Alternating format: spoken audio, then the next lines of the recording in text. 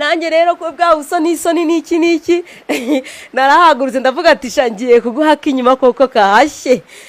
ndangije ndunama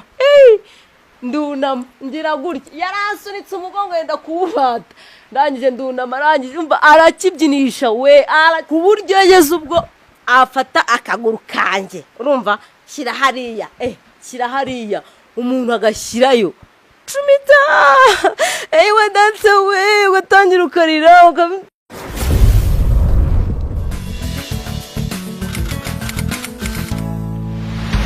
nizere ko mumeze neza uyu munsi ngiye kubaha story rero itwika umva umutipe w'inshuti yanjye ibintu yankoreje nakundanye n'umuhungu rero sasa umva umuhungu ntago nzi ukuntu nabibabwira ariko wana ni bogari kabisa uzi wa muntu kurongora akamara isaha ataragushyira hasi umva guterura akakugaramisha ukagarama akaguhenesha ugahena akagira ute ku buryo nta hantu na hamwe ushobora kuba wamucikira noneho wageraho ukavuga mana yanjye kuko nakoze irihe kosa rituma mererwa gutya akakurongora ukibura ikibuno akakijegeza imisonga yose wajyaga wumva iri kuguteramo wumva washyutswe igushiramo ku buryo ugeraho ukavuga atari ko mana ese ibi bintu biri kumbaho nibyo cyangwa ntago ari byo noneho harangije arambwira atumva ngo ugomba kumpaka inyuma nanjye rero ko bwa usoni n'iki narahagurutse ndavuga ati shangiye kuguhaka inyuma koko kahashye ndangije ndunama ngira gutya yarasunitse umugongo yenda kuwufata ndangije ndunama arangije umva arakibyinisha we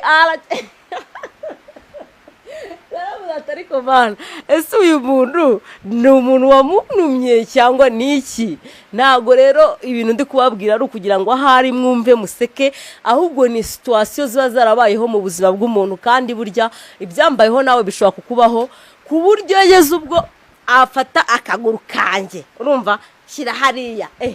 hariya umuntu agashyirayo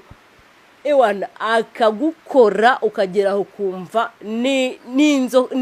n'amashereka wose ku bwa mama wawe kera arenda kuguca mu mazuru icyo nababwira cyo ni kimwe nuko icyo nabasaba cyo ni kimwe nuko nyaboneka niba ufite umusheri wawe umeze gutyo murangire kurya ibintu bishobora gutuma bimworohereza kuba yarangiza vuba kuko buriya nawe hari igihe ababikora gutyo atari impamvu runaka yindi ahubwo ari ikibazo cyiwe cyo kuba yumva ko nyine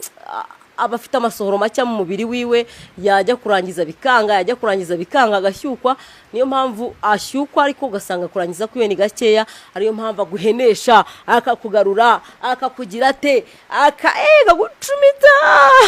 ewe ndatse we ugatangira ukarira ugakuraho ibihozo n'ibiki byose kugira ngo ubashe kuba wamufatisha neza ariko ugasanga reka da niyo mpamvu rero mwa bantu mwe mugomba kumenya yuko igihe cyose niba uhuye n'icyo kibazo ugomba kwiga uburyo ugomba kucyitwaramo neza hanyuma noneho ukaniga n'uburyo ushobora kuba wafashamo umugabo wawe mu mirire cyane mu mirire kugira ngo agire amasohoro menshi abashe kuba yagira gute yarangiza vuba murakoze rero nimukumve ibyo umuntu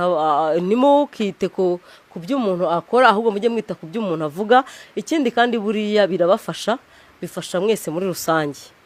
rero murakoze cyane nkubitsa ko wakora subscribe comment sharing mu bagenzi bawe babashe kuba bakiyumvira inyigisho nziza nk'izi ngizi Imana ikomeze ibarinde kandi baho umugisha bye.